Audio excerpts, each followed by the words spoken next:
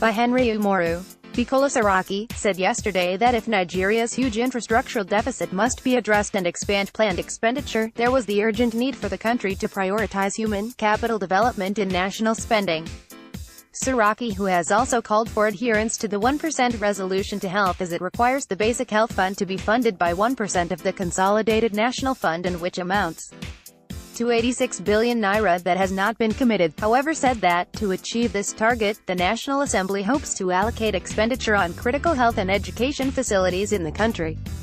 Saraki, he said, when the Speaker and I met with Bill Gates last week, the emphasis was on health, and it is something we should take very seriously indeed, especially as the 1% resolution would go a long way in boosting basic maternal and child immunization services as well as local and rural community health in this country.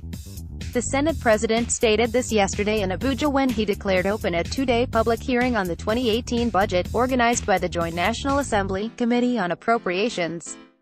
The event is being attended by ministries, departments and agencies, MDAs, international development partners, civil society organizations and other critical stakeholders. Saraki said, "We acknowledge Nigeria's huge infrastructural deficit, as well as the need to expand planned expenditure. However, you will agree with me that, while it is important to achieve equity and balance in the spread of development projects around the country, we must also prioritize human capital development. It is in this vein that the National Assembly will prioritize expenditure on critical health and education facilities as well as soft infrastructure." The Senate President, who noted that there the need to ensure real value for money in government spending as well as giving priority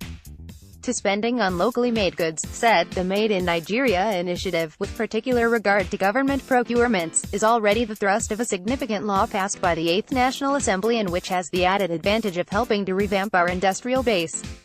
This is one sure way of creating opportunities for local entrepreneurs, encouraging private sector partnerships and creating jobs, especially for the youth."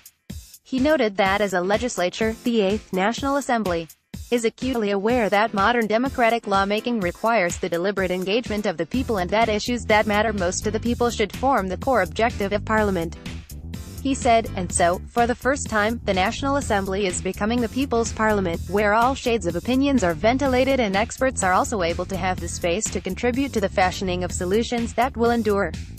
It is therefore my firm belief that, with your inputs and contributions at this public hearing, the 2018 budget will deliver the envisioned socio-economic benefits to Nigerians in an all-inclusive manner.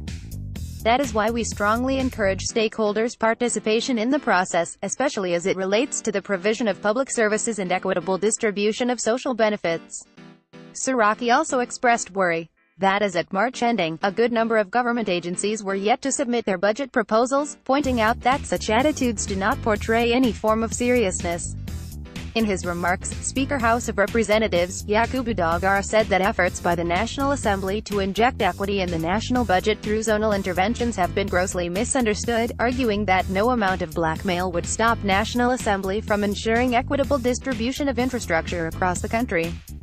He, however, pointed out that the quality of budget is not in the size of it but in its implementation, as he called on citizens to insist on the budget is implemented fully. President Muhammadu Buhari had in November submitted a budget proposal of N$8.6 trillion to the National Assembly to consolidate on the achievement of the 2016 and 2017 budgets.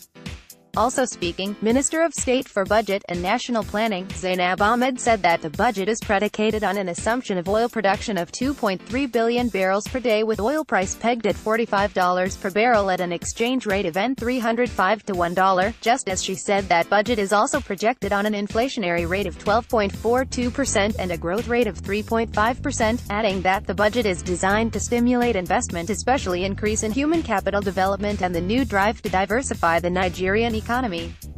Earlier in his remarks, Chairman, Senate Committee on Appropriations, Senator Danjuma Goj said, "The main objective of this hearing is to ensure an inclusively active stakeholder participation in the processing of the 2018 budget, which is a line expression of the Economic Recovery and Growth Plan (EPGP) 2017 to 2020 of the federal government.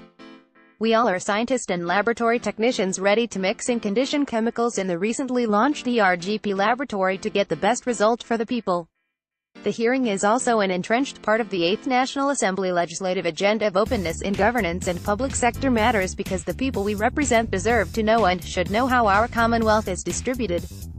Permit me to mention one of the major achievements of the 2017 national budget public hearing. It brought, among others, the vexed issue of lack of funds to pay pensioners to a major national budget platform, which made government to act. And today, it is pleasing to note that pensioners' complaints of non-payment of pension and gratuity have greatly reduced. Criticism, whether of self within or from without, is a fertilizer of knowledge, a harbinger